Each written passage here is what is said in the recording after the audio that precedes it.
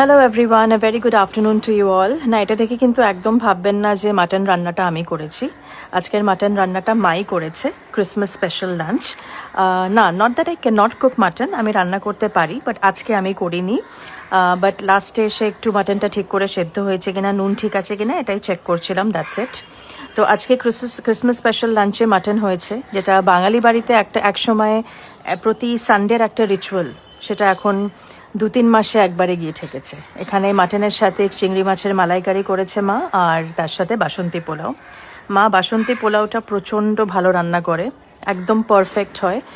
I don't like it too sweet. অনেকে পোলাওতে বেশি মিষ্টি দিয়ে দেয়, ডেজার্ট লাগে, সেটা আমার ভালো লাগে না। সো শি মেক্স ইট একদম পারফেক্ট।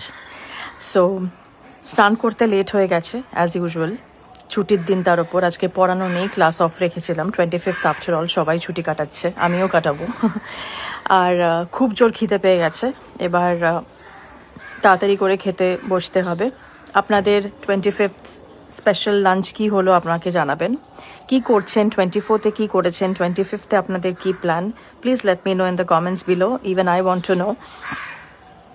সো এখানে ভালো করে লাঞ্চটা শেষ করে অ্যান্ড তারপরে I finished my lunch with মার হাতের তৈরি পাটিসাপটা, নারকেল পাটিসাপটা।